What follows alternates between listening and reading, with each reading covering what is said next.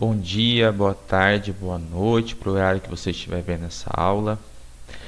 É, Hoje começamos o curso sobre luto e eu decidi chamar essa primeira aula do curso sobre luto e suas especificidades, né? Vou me apresentar, meu nome é Breno, eu sou psicólogo e sou mestre em psicologia. Eu vou falar um pouco sobre de onde eu vim, né? Eu me formei na Universidade Federal do Triângulo Mineiro, na cidade de Uberaba, em Minas Gerais. Me formei em 2017 lá. E após um tempo que eu fiz uma especialização, eu ingressei no mestrado na USP, aqui de Ribeirão Preto, que é a minha cidade, na Faculdade de Filosofia, Ciências e Letras de Ribeirão Preto. Lá eu me vinculei ao Laboratório de Ensino e Pesquisa em Psicologia da Saúde, o LEPS, que é um grande laboratório lá da Faculdade de Filosofia, que eles têm dois braços grandes, né, de atuação. Um que é voltado para estudos sobre sexualidade e gênero, e tem agora também o LUT, que é o laboratório, né, de grupo de estudos sobre luto e terminalidades, que é onde eu me insiro mais certamente, né? Eu transito entre os dois braços do LEPS, mas o LUT é onde eu estou. E de toda a minha experiência, né, desde a minha formação e após ela, eu fui me especializando em doenças crônicas, doenças agudas, sobre câncer, luto, terminalidade, família, né? Eu passei um tempo fazendo uma especialização no Hemocentro aqui da minha cidade, em que eu atendi pacientes com condições crônicas de sangue, né, sejam hemofilia, talassemia, trombofilia e afins, e desenvolvi uma pesquisa de mestrado que eu estudei sobre luto antecipatório, que na aula sobre luto antecipatório eu vou contar um pouco sobre a minha pesquisa, né? E vamos aí começar um curso sobre luto, né? Sobre esse tema que ele abrange muitas coisas. E que seria esse curso, né? Como eu pensei em fazer esse curso? Abordando todos os temas assim, né? Lógico que é um tema que tem muitas vertentes, tem muitos teóricos, tem muitos estudos, tem muitas formas de ser visto, né? Vou abordar aqui da forma mais concisa possível, né?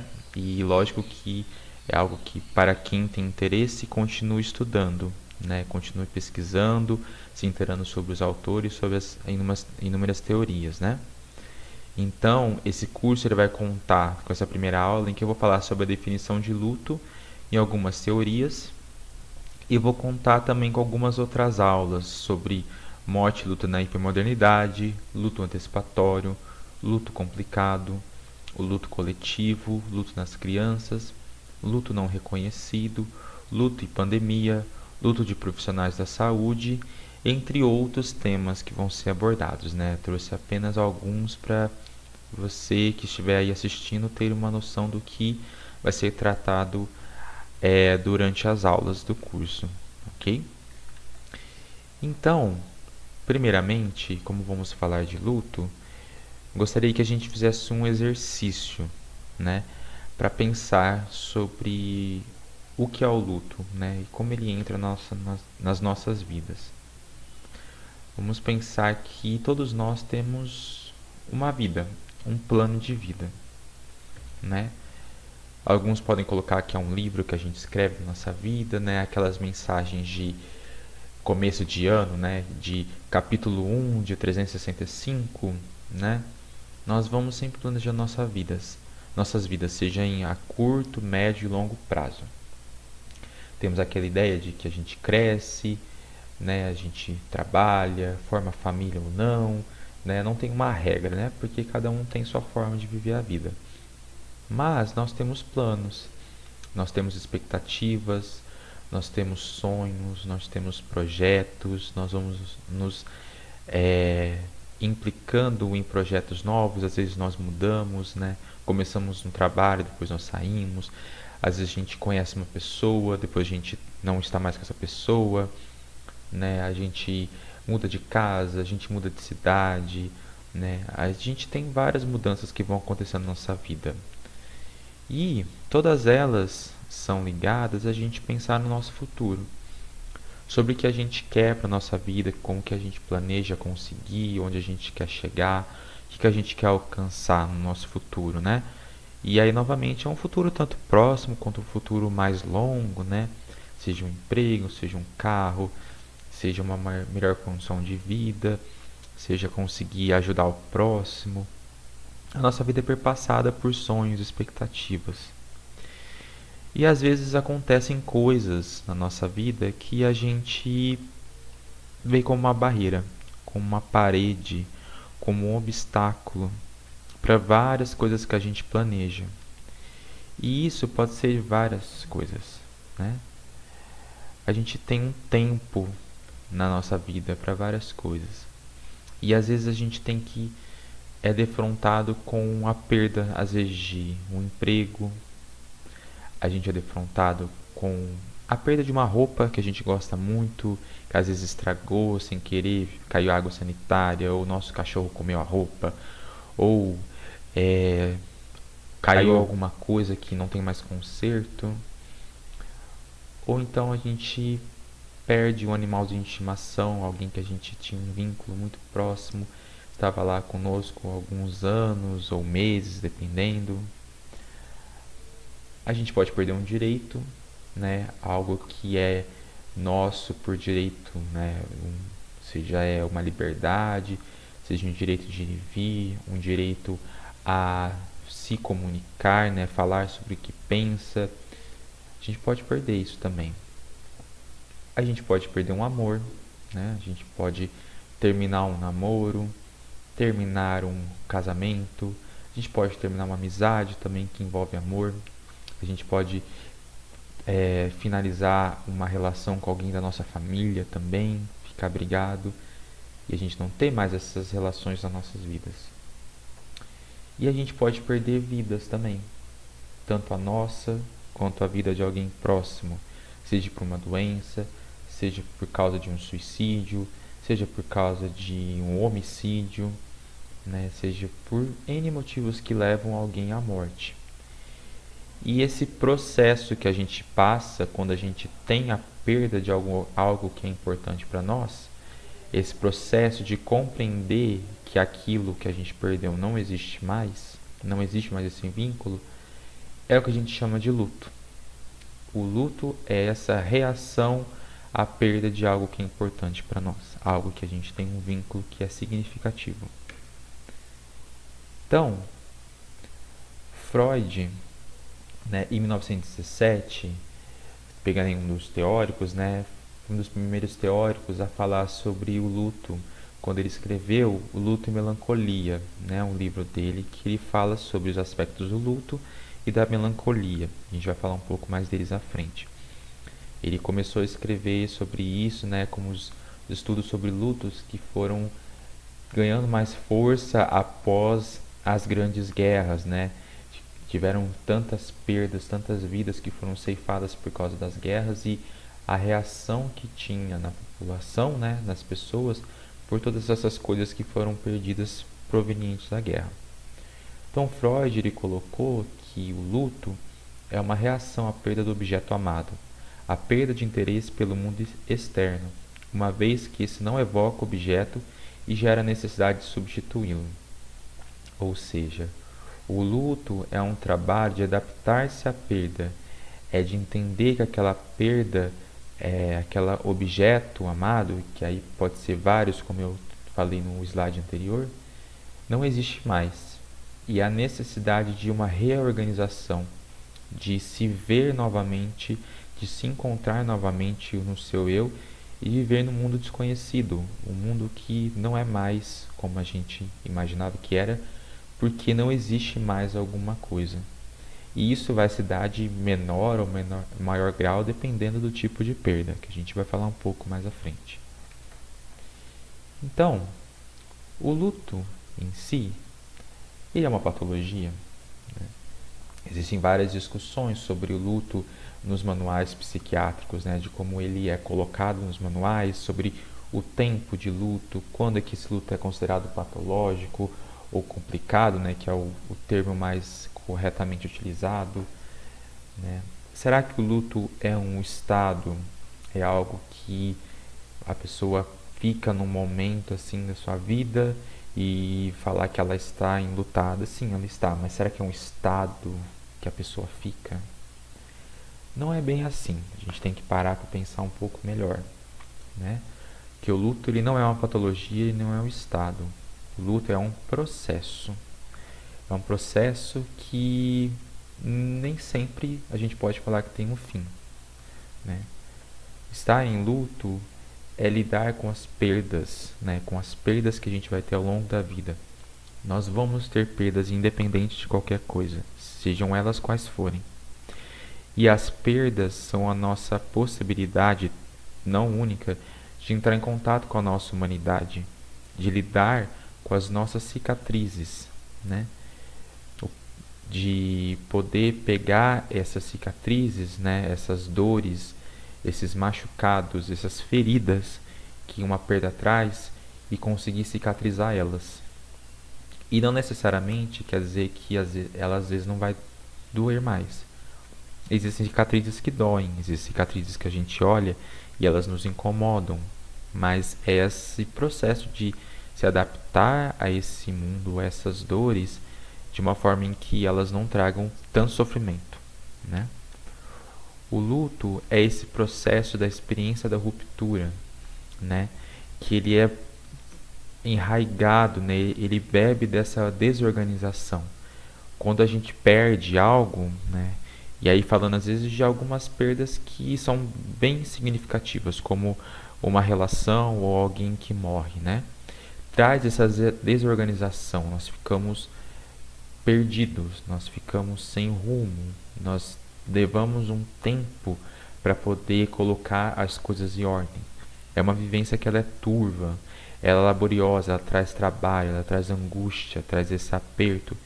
E ela também é silenciosa, porque muito se passa dentro de nós. Muito vai acontecer em silêncio, na questão da introversão, né? Do isolamento. E ainda ela traz essa ideia da fragilidade. Quando nós perdemos algo que nós amamos, nós nos percebemos frágeis, nós nos percebemos como inseguros, como a gente realmente precisa naquele momento daquele objeto, e sem ele nós percebemos o quanto nós temos uma fragilidade. E o luto é esse processo de poder se adaptar a essa fragilidade e conseguir entender que é possível continuar a vida, é possível ter esse trabalho, se reorganizar para conseguir seguir a vida mesmo sem aquele objeto. Quando Freud fala sobre luto e melancolia, né, ele faz a distinção sobre esses dois termos. No luto que Freud fala na sua obra, é essa perda do vínculo libidinal, que seria isso, né? Nós todos temos libido, que é essa energia, né, que nos conecta às coisas. Quando ocorre uma perda, existe essa quebra dessa energia que é colocada, dessa libido que é colocada no objeto. Então, um objeto em que a gente despendia energia, seja ela qual for, não está mais ali. Então, nós temos que redirecionar essa energia, tirar essa energia lentamente, né? Que é o que ele fala do trabalho de luto. Esse processo de retirada lenta da libido daquele objeto que não existe mais. Lenta porque não é algo que acontece de um dia para o outro, né? O luto ele é um processo que ele é lento, ele leva um tempo e não tem como ditar quanto tempo ele vai durar, porque isso depende para cada pessoa, depende de vários fatores, né? Então, ele é um processo que é muito individual também. E retirar essa libido é algo constante, é todos os dias, em vários momentos, né? Até que consiga, sim, tirar toda ou a maior parte dessa libido e redirecionar ela para outras coisas da vida, né? É um momento, um estado de inibição da atividade do eu, né? Em que a pessoa se sente estagnada, né? Porque ela sente como a vida está parada.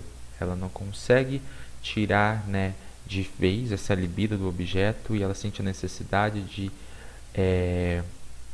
colocar essa libido em outro lugar, mas ao mesmo tempo ela se sente estagnada, como se o mundo parou.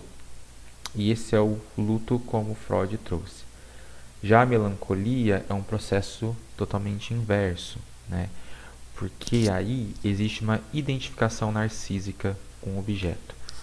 Não há um luto pela perda objetal, né? Não há essa perda do vínculo libidinal, porque essa identificação com o objeto faz com que o sujeito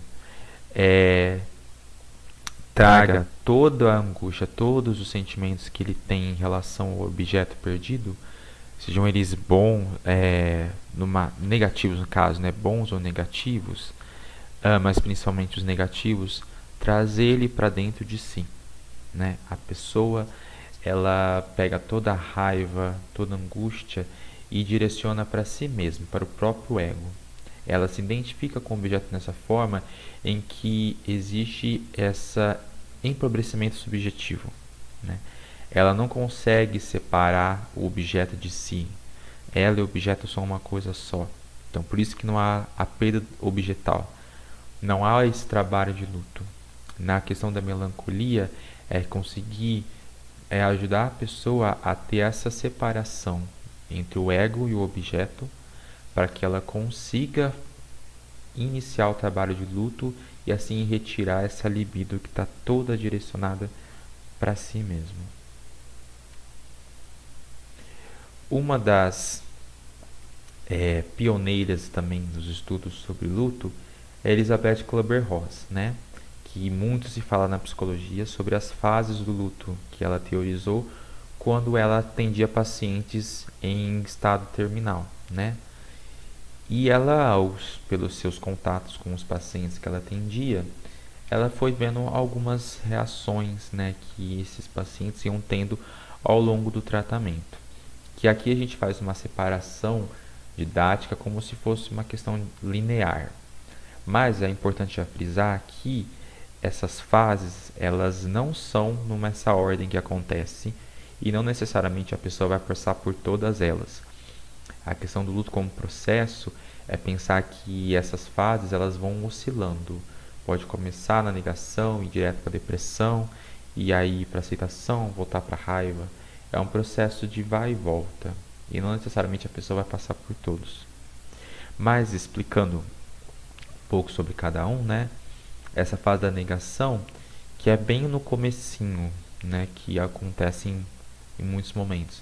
Quando recebe um diagnóstico, quando recebe uma notícia ruim, em que a pessoa não consegue aceitar mesmo aquela realidade, aquela ideia de que existe uma quebra ali, existe um mundo que não está mais sendo como antes.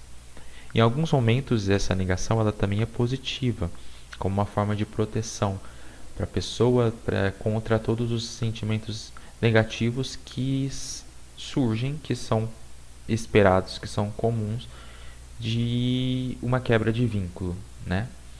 Mas de certa forma também essa negação em exagero é uma forma de não entrar em contato com esse sofrimento e assim conseguir elaborar esse luto da melhor forma.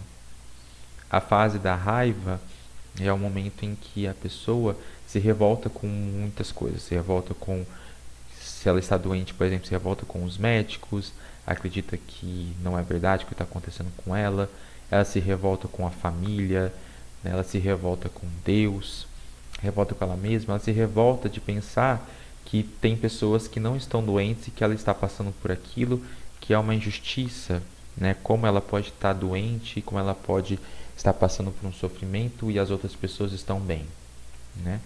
Sendo que, na verdade, a gente também tem que ajudar com que essa pessoa perceba que para todos que estão ao redor dela, todos também sofrem, né? Mesmo que não estejam passando pelo mesmo que ela, mas o luto é algo que tem essa esfera coletiva também.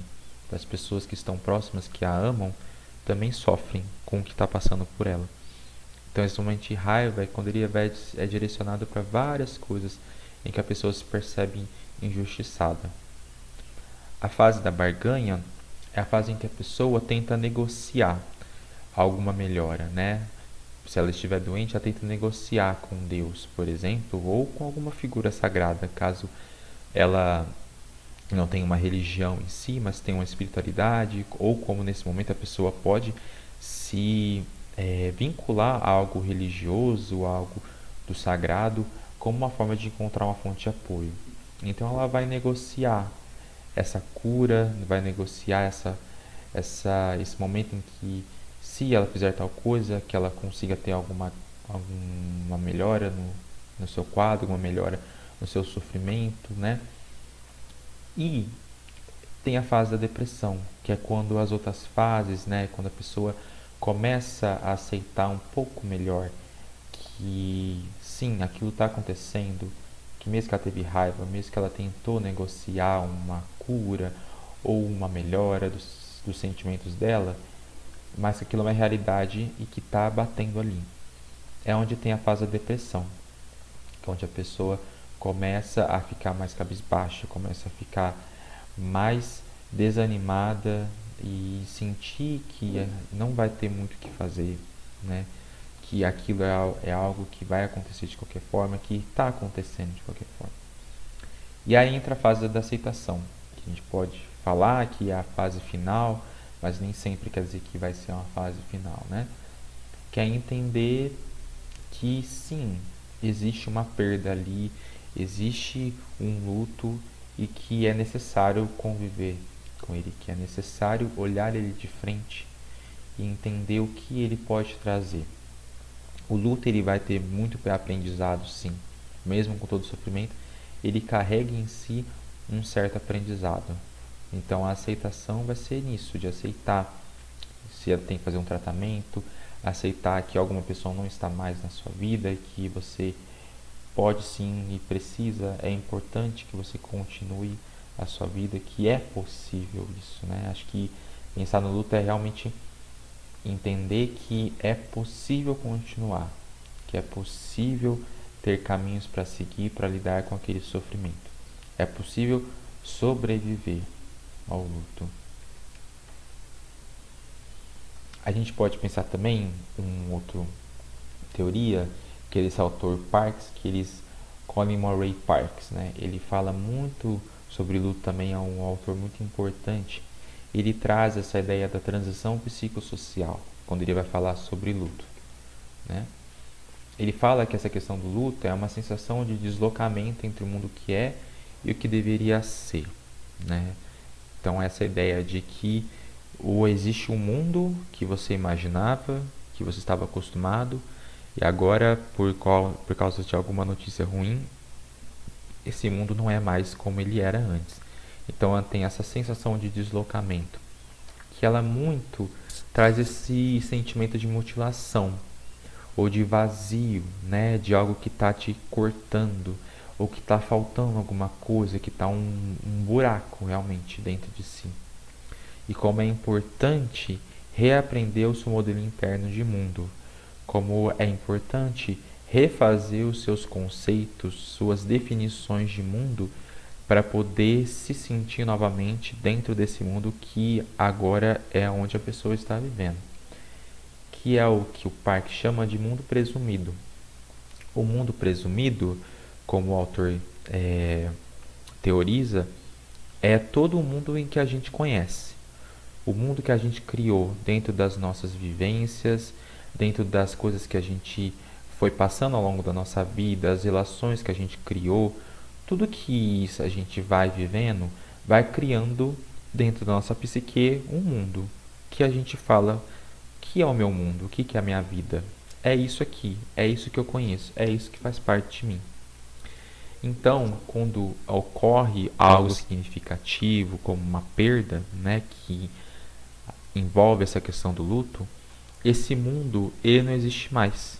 Esse mundo ele é estremecido, porque não é algo que faz parte desse mundo. É algo que entrou e que traz essa sensação de dor, de mutilação, de vazio. Então, como é necessário a partir daí reaprender, refazer os nossos conceitos para que a gente consiga entender o que é esse novo mundo, né? É algo que é adaptativo, vamos dizer. É algo que ele não é o mundo é estático, né? É algo que pelas vivências que nós temos nas nossas vidas, a gente vai refazendo sempre esse mundo, que esse mundo sempre vai sendo modificado. Por isso que ele fala que é uma transição psicossocial, né? Que é a teoria que ele traz, né? E nisso, muita gente vai precisar de apoio, vai precisar de encontrar lugares, encontrar grupos, né? A gente pode passar por momentos de isolamento. Então, essa é esse processo de revisão dos conceitos, né?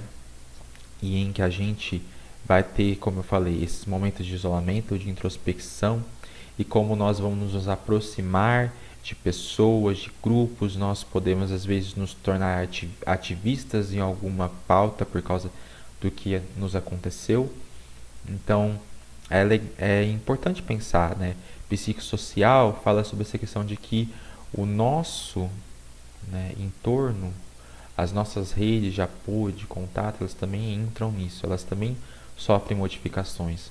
Não é apenas como nós enxergamos o mundo, né? Por isso que é algo muito específico, muito individual, mas também o nosso entorno é mudado através disso.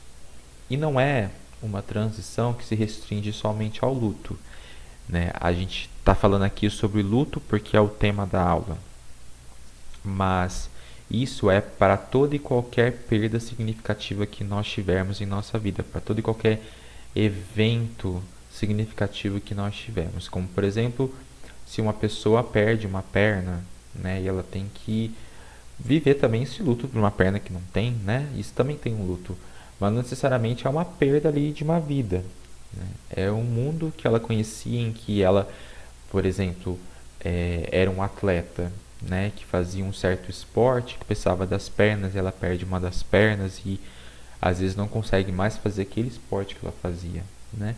O luto vai existir ali, mas é um outro aspecto também.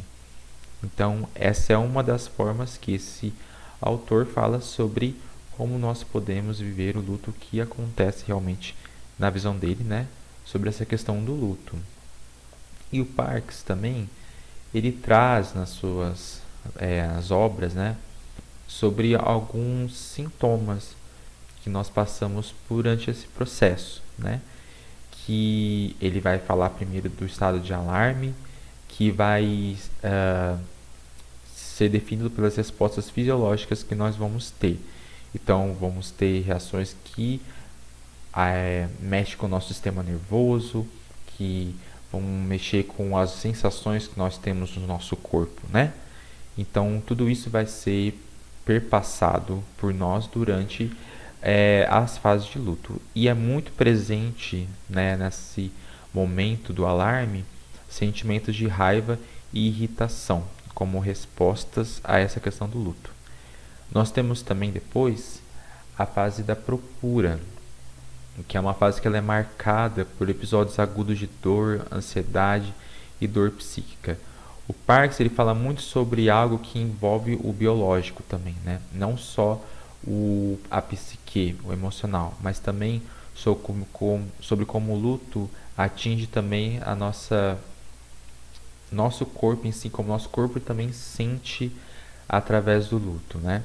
E nesse momento de procura é muito comum ficar sempre em estado de alarme, de tensão, vigília, inquietação, de você ficar pensando na pessoa ou no objeto que você perdeu, né? Não sendo só uma pessoa, você procurar, né, esse objeto, essa pessoa nos lugares que você vai, sentir que essa pessoa está ali de algum momento, de alguma forma, em algum momento. Então é mais ou menos desse jeito que vai dando esse momento da procura. Depois temos o momento do alívio, em que a pessoa vai ter percepções, sensações de presença e crença de contato, né? É quando a pessoa sente em alguns momentos que a pessoa está próxima de si, que ela está ali com ela, e isso traz uma sensação de alívio, mas também pode ter uma descrença nisso ali, que a pessoa está próxima. Isso também pode ser um certo alívio, porque o luto, se nós formos pensar, ele traz também consigo essa dualidade do sofrimento e às vezes um alívio por não se preocupar às vezes com alguma coisa, com algumas obrigações que existem ali. Então existe um certo alívio também, né? Então nesse momento de alívio, a descrença e entorpecimento é muito presente também para as pessoas que estão nesse momento dessa transição aí. A raiva e a culpa, né, elas estão presentes em todo o processo, né? E ela pode ser tanto autodirecionada ou dirigida ao morto a outras pessoas, né? Tanto como lá nas fases da Kleber-Ross, né, da raiva, como ela pode ser direcionada para vários objetos, né, como uma forma de conseguir externalizar todo aquele sofrimento que a pessoa está sentindo. Então, como é importante para as pessoas que estão ao redor entender que essa raiva ela faz parte mesmo do processo. Essa indignação com o que está acontecendo, ou sentimento de culpa por ter perdido alguém, ou alguma outra coisa, né? E a nova identidade, que é visto como o final do processo, é entender que sim, a possibilidade de um novo modelo de mundo, né, de refazer o seu mundo presumido e assim redefinir conceitos e modificar papéis. E assim você tem uma nova identidade, né? Como eu falei que essa ideia do mundo presumido não é algo que vai ser a mesma coisa o tempo todo. É um mundo que vai sempre ser modificado por todos os eventos significativos que nós vamos passando ao longo da vida. Então, é importante pensar que, dessa forma como nós temos muitos eventos significativos e não só envolvendo o luto, nesse mundo vai estar sempre sendo revivido, sempre sendo refeito, sempre sendo modificado. E assim, nós nos enxergamos, nos vemos, temos uma nova identidade a cada momento significativo que nós passamos em nossas vidas. Temos também hoje uma teoria que é muito utilizada, que é o processo dual do luto, dessas autoras que é a Strobe Schultz, desculpe caso eu falei o nome errado, né? Que esse modelo do processo dual do luto é o modelo que elas teorizaram em resposta a algumas teorias do luto em que elas percebiam que não respondiam bem, né, não compreendiam bem como esse fenômeno ocorre, ou viam esse fenômeno como algo linear, né, e que acabava deixando de lado algumas questões que são caras ao luto, né?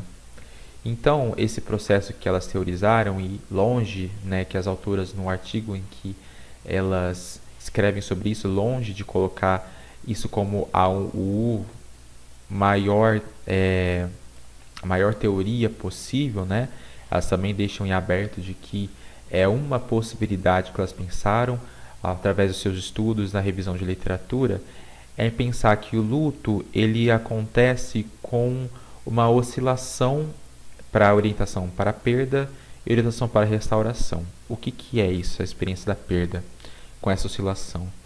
Em que as pessoas elas vão estar em alguns momentos mais orientadas para a perda, que seria nessa evitação da realidade, né, de ruminação, de como seria a vida com a pessoa, de ver fotografias, de querer a pessoa próxima, esse trabalho do luto, né, de retirada da libido, como a gente falou lá na teoria do Freud. Como tem pessoas que vão estar mais orientadas para a restauração, que é essa retomada das tarefas do dia a dia, de entender a sua nova identidade, responder às mudanças de reorganização da vida, né? Entender que a pessoa tem tarefas a cumprir, agora que a pessoa que ela perdeu, o objeto não existe mais ali, isso traz responsabilidades. Porém, não é algo que as pessoas ficam só de um lado ou só do outro, né? Às vezes elas podem ficar mais para um lado do que mais para o outro, mas é algo que oscila de tempos em tempos, né? E a necessidade de entender para qual lado, a partir dessa teoria, essas pessoas estão. Porque caso elas estejam muito voltadas para orientação para perda, né, existe essa dificuldade de conseguir elaborar o luto, né, de conseguir fazer esse trabalho do luto, e isso se torna muito mais penoso, muito mais pesado, né? Como também, se ela está muito voltada para o lado da orientação para a restauração, a pessoa não entra em contato também com esse sofrimento. Então isso pode ser um luto adiado, um luto interdito, né, em que a pessoa não dá espaço para sentir esse sofrimento. Então é aquela coisa nem 8 nem 80, né? Nem estar tanto para um lado nem para o outro, mas também perceber o qual lado a pessoa mais se encontra e como trabalhar para que ela consiga equilibrar isso, né? E como esse processo ele é contínuo. E ele vai ter vários determinantes aí que as autoras falam sobre questões de gênero e questões culturais, né, e etc. Como isso vai interferindo para qual lado a pessoa vai tender mais, o grupo social. Aqui, pensando na sintomatologia do luto, né, o que nós sentimos através do luto, né? Eu já falei um pouco com as outras teorias, mas é importante a gente centralizar realmente, né? Aqui eu trouxe, dentre as diversas teorias que existem do luto, eu escolhi trazer o Worden, né, que é um autor da Gestalt, que ele traz alguns sintomas que são interessantes a gente pensar, né, que fazem bastante sentido a gente pensar. Ele fala sobre o luto ser um processo em que nós temos várias sensações físicas, de vazio no estômago, aperto no peito, nó na garganta, essa falta de ar, uma despersonalização, né? São todas essas sensações físicas que nós sentimos e que são variadas e vai de pessoa para pessoa. Nós temos também os vários sentimentos que o luto traz, né? Quando eu falei da Elizabeth Kubler-Ross, eu já falei um pouco desses sentimentos. Mas é importante a gente relembrar eles, né? Como o choque, quando a gente tem essa perda do vínculo, né? Esse luto, a tristeza, a raiva, a regressão também, quando nós pensamos aí, Freud trouxe bastante disso como mecanismo de defesa, a regressão, o desamparo, a culpa, a ansiedade, a insegurança, né? É importante pensar na insegurança, na questão do luto, trazer essa fragilidade das nossas vidas, da nossa humanidade, né? Nós temos os processos cognitivos também que passamos durante o luto, seja de uma descrença, a sensação de confusão, esquecimento, falta de concentração, preocupação demais, alucinações, né? E aí são coisas que nós precisamos ficar atentos que quando essa parte cognitiva pode estar apresentando algo que precisa de um apoio psiquiátrico também, né? Isso vai depender de como foi a perda, né? Da personalidade da pessoa, como é que funciona a psique dela. Então são algumas coisas que podem ocorrer sim durante o luto. E os comportamentos que são comuns a gente ver em algumas situações de luto, como distúrbios de sono ou do apetite, distração, isolamento, perda de interesse no mundo em si, em cuidar de si. A pessoa não quer às vezes tomar banho, a pessoa não quer sair de casa, quer ficar isolada, ou não quer conversar, não quer fazer as atividades, ou fazer as atividades ela é algo muito custoso, que ela não sente que tem energia para fazer isso. Pode ter uma hiperatividade também, a pessoa fica muito agitada, fica fazendo muitas coisas, talvez por ocupar a cabeça para não pensar, não entrar em contato com aquele sofrimento. O choro, também que é algo extremamente presente. Visitar os lugares em que a pessoa que ela perdeu o objeto, né, estava, né, carregar objetos da pessoa, né, seja um colar, seja um pingente, seja usar uma roupa, né, ou às vezes manter o quarto da pessoa da mesma forma que esteve antes dela falecer. Então são vários sintomas que nós podemos enxergar no luto, né? Não necessariamente a pessoa vai ter todos eles, né? Isso é algo bem único, mas são alguns mais comuns, né, que nós podemos observar. E quais são os fatores determinantes do luto, né? O que determina como vai ser o processo do luto, né? O que pode intensificar ele, que pode trazer fatores positivos também de vivência desse luto. Como é importante a gente olhar para essas questões. A personalidade do enlutado, né? Como essa pessoa é em si, é importante a gente fazer essa análise da personalidade e como ela vivencia as perdas na sua vida, os lutos na vida, a experiência de vida dela, que vai ditar sobre essa questão da personalidade, e dentro dessa experiência de vida, a gente vai olhar para as perdas anteriores, para como a pessoa lida com a vida, como ela enxerga a vida e como as perdas que ela já teve, não necessariamente perdas de morte de alguém, mas as perdas porque nós temos perdas ao perder de vista, né? na nossa vivência. Então, como foram essas perdas, como elas aconteceram, como foi o processo de lidar com o luto por essas perdas, porque lutos tardios, né, lutos anteriores, eles sim são reativados quando nós temos um próximo.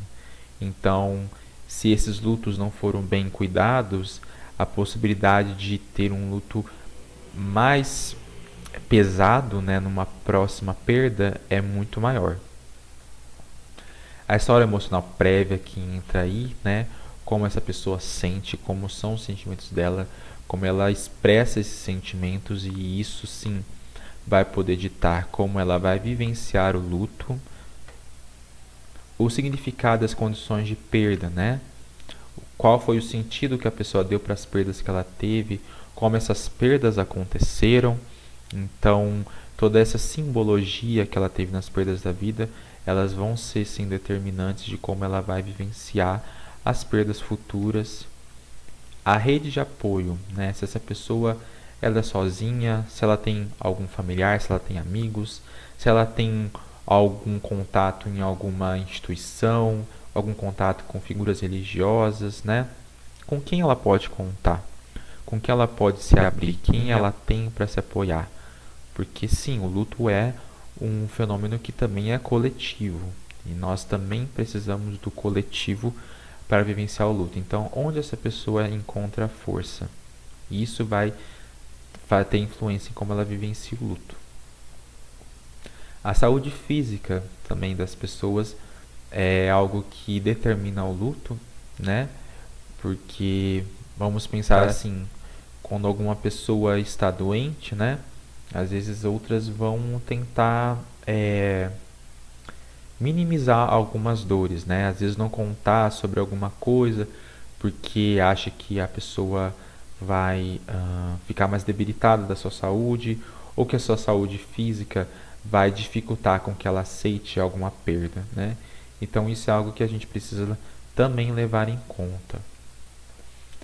E fatores pessoais, sociais e circunstanciais, né? Daí, como a gente falou da questão da personalidade, fatores pessoais, né? São questões de cada indivíduo, como o luto tem essa dimensão que é individual. Fatores sociais, a gente vai falar sobre alguns determinantes como gênero, como a sociedade acaba ditando, né? Para essa questão da heteronormatividade, do patriarcado, do machismo, como ela dita a forma que homens e mulheres devem vivenciar as suas dores, sobre também os lugares que as pessoas estão dentro da sociedade também, né? Sobre como esses lutos vão ser autorizados de serem vividos, né? Que a gente fala sobre o luto não reconhecido, por exemplo, que nós vamos ter uma aula sobre isso.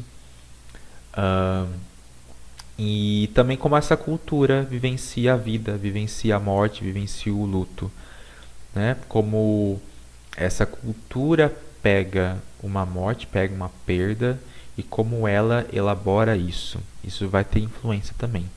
E circunstanciais, a gente vai falar aí sobre como foi essa perda, principalmente, né? Se foi uma perda por uma doença, foi uma perda por um acidente, foi uma perda por um homicídio, por um suicídio, né?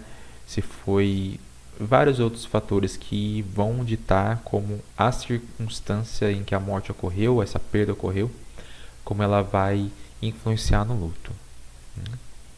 Então, o Warden, ele fala, né, na sua teoria sobre o luto, sobre alguns fatores, né, que vão ser um tanto repetitivos, mas acho que é importante a gente falar sobre a teoria em si, né?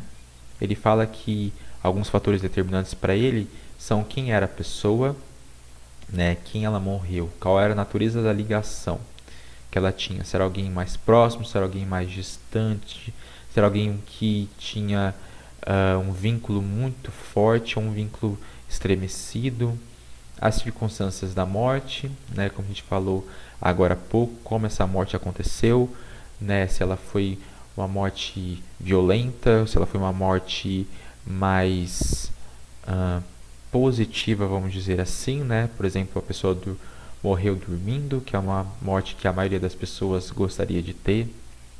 Os antecedentes históricos, né, que é a experiência de vida, né, como a pessoa vivenciou outras perdas, né, outros lutos que já tiveram, como eles foram elaborados.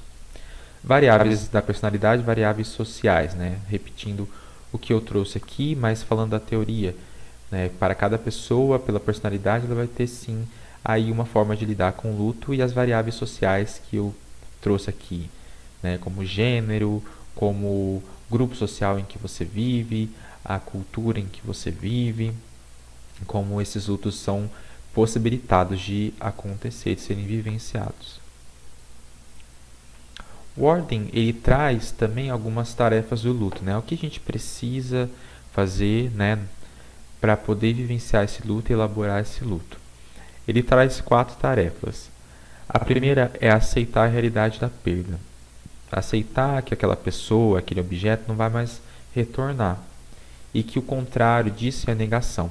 Aceitar essa perda é o primeiro passo para que a gente consiga sim entender que aquele mundo presumido, como Parks fala, não existe mais. A gente precisa se reorganizar dentro do nosso mundo para enxergar ele sem essa pessoa, né? E caso não, a gente vai simplesmente ficar parado na negação e nós não conseguimos andar dentro do processo. Então vem a segunda tarefa, que é elaborar a dor da perda. É a possibilidade de manejar e elaborar os sentimentos. É a possibilidade de dar vazão aos sentimentos que o luto traz, né? A gente falou da sintomatologia que o Warden traz, é poder sentir isso, manejar. E a negação dessa tarefa é o não sentir. E isso a gente pode também lembrar do processo dual do luto, né?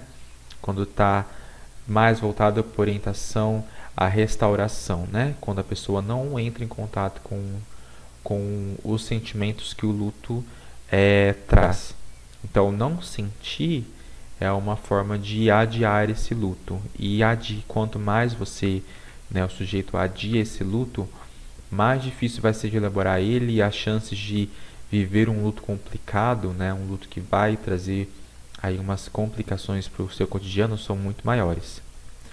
A terceira tarefa que o Warden elucida é ajustar-se a um ambiente sem a pessoa, que aí ela é adaptar-se à ausência da pessoa nas atividades cotidianas, né, é entender sobre as tarefas, sobre as responsabilidades novas, né, que agora a pessoa precisa ter. As tarefas que a pessoa tinha antes, o que ela fazia antes, essa pessoa que não está mais, tudo que ela fazia agora precisa ser remanejado, precisa ser tomado conta. Então, era a pessoa que cuidava das contas da casa e ela pagava as contas, e agora que ela não está mais, os que ficaram vão ter que se responsabilizar por isso. E não realizar essa tarefa, né, atrapalha nessa adaptação, atrapalha a conseguir se refazer no seu mundo e conseguir dar conta do mundo que vai continuar, mesmo que sem aquela pessoa.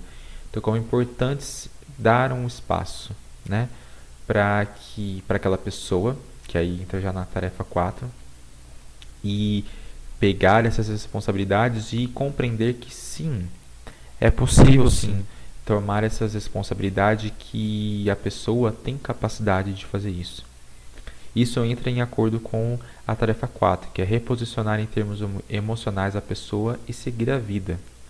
O que é isso? É encontrar um lugar para aquela pessoa, aquele objeto que não existe mais, dentro do nosso campo emocional. deslocar a pessoa do lugar que ela estava para um outro, porque manter a pessoa sempre no mesmo lugar acaba com que isso dificulta de prosseguir a vida, de conseguir remanejar as obrigações, se adaptar à perda da pessoa, né? A essa ausência da pessoa. Então, entender onde esses sentimentos todos vão ser colocados, de forma que isso auxilie para que a pessoa prossiga, que ela tenha qualidade de vida, que ela consiga viver mesmo sem aquele objeto. Freud fala também sobre o exame de realidade, que tem a ver com as tarefas que o Ordem fala, né? O exame de realidade, ele é o que convoca o trabalho de luto, né? É ele que faz esse desligamento do investimento libidinal, né? O trabalho do luto, ele se liga ao exame da realidade, né? Que o exame da realidade não é só uma questão do luto em si, mas ele está dentro do luto. Então, através disso, ele não vai ocorrer de uma forma definitiva, né? Esse exame da realidade.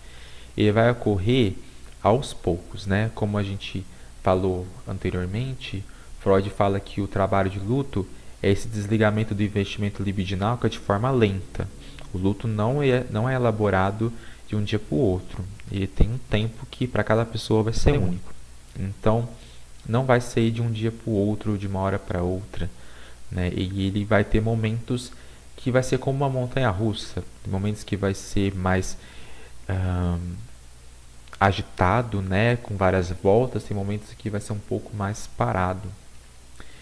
E esse exame de realidade, ele vai ser reafirmado a cada experiência que traz à tona quem se foi. Então, a cada momento em que o indivíduo se debater, né, se defrontar com algo que relembre a pessoa, relembre o objeto perdido, esse exame da realidade ele vai ser ativado novamente, né? Então, quando a gente pensa aí num processo de luto, como eu falei, que não é um processo que ele é linear e que chega na aceitação, como nas fases da Kübler-Ross, e acabou, né? Tá ótimo, a pessoa já aprendeu a conviver sem, né? Às vezes se perdeu um relacionamento, a pessoa já está com outra, ou então tá ótimo, não sente mais falta, etc, né? Passou um ano, né, um ano e meio e tá ótimo. Mas às vezes pode ter, depois de um tempo aí, às vezes até longo, eu falei um ano e meio, que é um tempo relativamente curto, né, médio, a pessoa pode um dia, de repente, ouvir uma música, ver uma foto, achar uma foto perdida, ou estar num lugar, né, e lembrar da pessoa, né? Ou mesmo a pessoa não precisa ter morrido, precisa ter tido ainda uma separação aí, e você reencontra a pessoa num lugar, né? Ou você sai de um trabalho, você acaba passando pelo seu trabalho. E essas experiências podem trazer aí à tona algo que se perdeu, um vínculo aí que foi perdido. E aquilo pode sim trazer algum sentimento, não necessariamente ruim, mas é algo que vai te lembrar sobre alguma coisa que se perdeu, algo que esteve ali por um momento que não está mais. Então, é toda a experiência em que traz uma lembrança, né, sobre algo que se perdeu, o exame de realidade vai ser reafirmado. E é depois de muito tempo, depois de um tempo desse trabalho, em que a pessoa pode sim fazer essa renúncia ao objeto, né? Porque durante o trabalho de luto, a pessoa quer colocar aquele objeto novamente onde ele estava, né? Esse desligamento de libidinal, né, do investimento, é algo que é sofrido, né? A pessoa quer pegar novamente aquela coisa e colocar lá onde ela estava para não sofrer essa angústia que é esse desligamento. Depois de um tempo de trabalho em que a pessoa consegue realmente renunciar ao objeto e entender que ele não está mais ali, que não é mais o lugar dele. E isso é algo que é trabalhado aos poucos. Como eu falei, não é algo que é de uma hora para outra. E isso é o que Freud fala no exame de realidade, que se liga ao luto, quando ele fala sobre representação e percepção. Representação, em termos práticos, né, esses dois conceitos, representação em si é o que a nossa psique, nosso aparelho psíquico, cria sobre alguma coisa, né? A imagem que ele tem sobre algo que a gente tem no nosso mundo, sobre o objeto que nos é caro, né? É a ideia que se tem sobre esse objeto, é a representação que tem no nosso aparelho psíquico.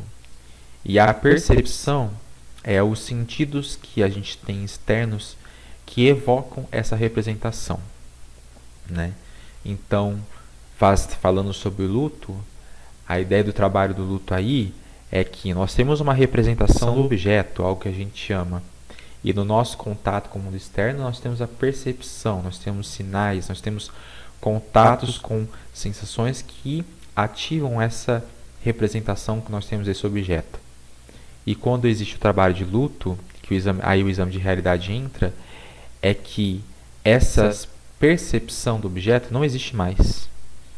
Não existe mais esse lugar, esse objeto que ativa essa representação que nós temos no nosso aparelho psíquico. Então, o trabalho de luto, aí, o exame de realidade, de compreender que não existe mais essa percepção, o trabalho de luto aí é de compreender que não vai mais ter isso, que aquela representação que a gente tem não vai mais ser encontrada fora, né? Não vai ter mais a percepção dessa representação da nossa psique. É um trabalho contrário, né? A percepção, né, que era para alimentar essa representação e traz prazer, agora é a percepção de que aquilo não existe mais. Isso que é o trabalho do luto ligado ao exame de realidade. Então, chegando ao final da nossa aula, a gente vai sintetizar alguns pontos aí. O luto é um processo, né? Vamos retomar aí que ele é um processo. Ele não é uma patologia, ele não é um estado, ele é um processo que ele é tanto individual quanto coletivo. Ele é laborioso, ele é angustiante, ele é lento, ele é silencioso e ele precisa ser vivido. E quando eu falo de individual e coletivo, é que em muitos momentos as pessoas sentem que precisam ajudar muito quem está em luto. E essa pessoa, ela precisa também de momentos em que ela vai vivenciar esse luto da maneira dela. Aquela coisa de ajuda demais acaba sendo algo que atrapalha, né? Então, vivenciar esse luto individualmente também é necessário, mas não somente, né? É necessário equilibrar esse apoio para que isso não acabe sobrepondo um ao outro. O luto possui fim? Algumas pessoas, né, teóricos, né, estudiosos vão dizer que sim, que quando chega lá na aceitação, na nova identidade, acabou, né? Mas se a gente pensar que o luto, né, as perdas vão sempre existir. Uma pessoa que nós amamos, né, que não está mais conosco, essa ausência, ela sempre vai se fazer presente. Ela sempre vai estar lá. Nós sempre vamos lembrar que aquela pessoa não está mais. Então, será que esse processo de luto, de conseguir viver com essa perda, acaba? É um questionamento, né? Eu acredito nessa questão de que não, ele não acaba, né? Ele é algo que é adaptativo e nós vamos sempre vivenciar ele. É bem como o processo dual do luto. Nós vamos ter momentos em que nós vamos oscilar entre as orientações, né? E como isso, nós vamos lidando com isso da melhor forma para não ficar não só no um do que só no outro, né? Então, é importante a gente refletir sobre se realmente tem um fim, o processo. Ele tem variados determinantes, como a gente falou, né? A história de vida, nós temos variantes sociais, circunstanciais, dependendo da ligação que a gente tem com a pessoa, né? Quem era essa pessoa na nossa vida, como aconteceu essa morte, como nós vivemos as nossas perdas anteriores. Então, são várias questões que nós precisamos olhar que torna esse processo tão único, né? Que por mais que as pessoas passem por situações semelhantes, né? Como algumas pessoas podem dizer, eu também perdi minha mãe para um câncer, eu sei como é isso, mas cada um vai ter a sua ligação, tem sua história de vida, então por ter uma morte semelhante ali, uma perda semelhante, não quer dizer que ela realmente sabe como o outro está se sentindo e vice-versa. E todos estamos sujeitos, né? Eu acho que é importante a gente pensar que vivenciar o luto é algo que a gente vai ter em qualquer momento da nossa vida, em qualquer coisa significativa que a gente tiver na nossa vida. Não é impossível nós vivermos sem vivenciar algum luto. Às vezes nós acabamos pautando mais o luto sobre essa questão da morte mesmo, né? Mas o luto pode ser, ele está em várias esferas, porque o luto é essa reação à perda, e a perda não necessariamente é a morte, mas a perda de algo que era significativo. E a gente precisa pensar o que é importante a gente lembrar no luto, como a gente vai vivenciar isso, tanto para nós como para quem a gente estiver auxiliando alguém que está enlutado. Primeiramente, o acolhimento. É acolher esses sentimentos que a gente tem. É compreender toda aquela sintomatologia, que isso faz parte. Mas também não quer dizer que aquilo vai tomar conta de nós o tempo todo e que não vai ser possível conviver com aquilo. A gente precisa de apoio.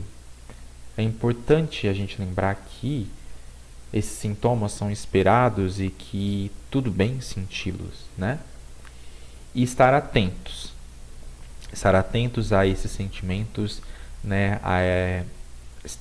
Ter um olhar sensibilizado, né?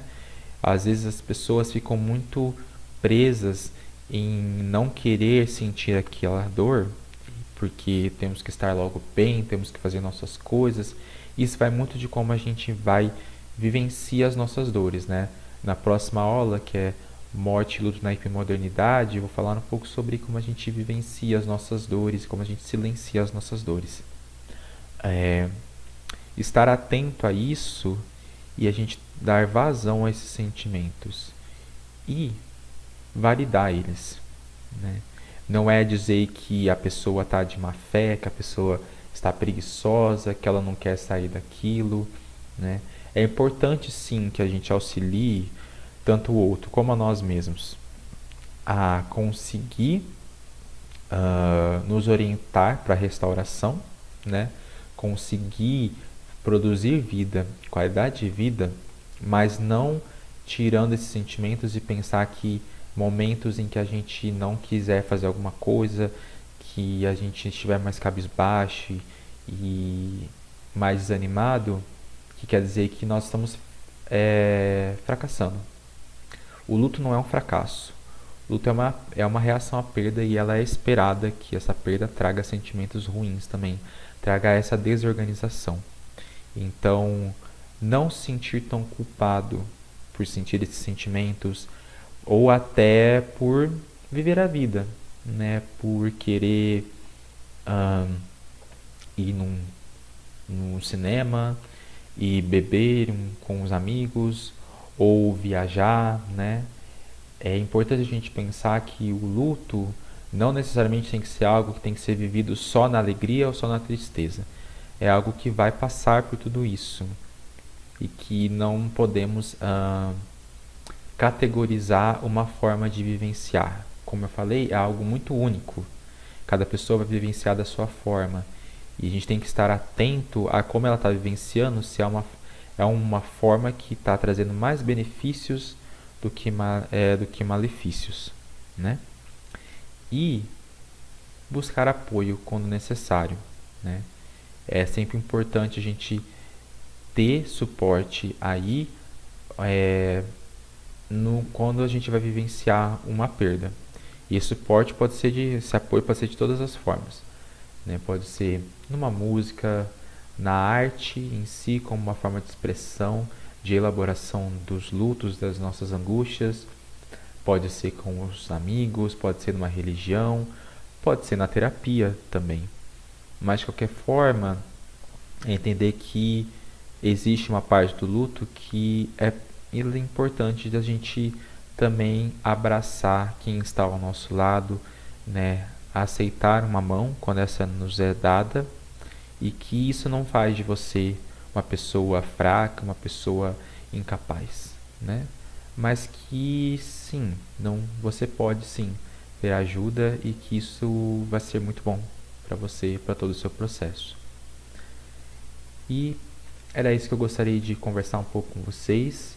Teremos aí mais um curso com várias aulas para a gente ir conversando sobre isso, e algumas referências aqui que eu usei nessa aula. E muito obrigado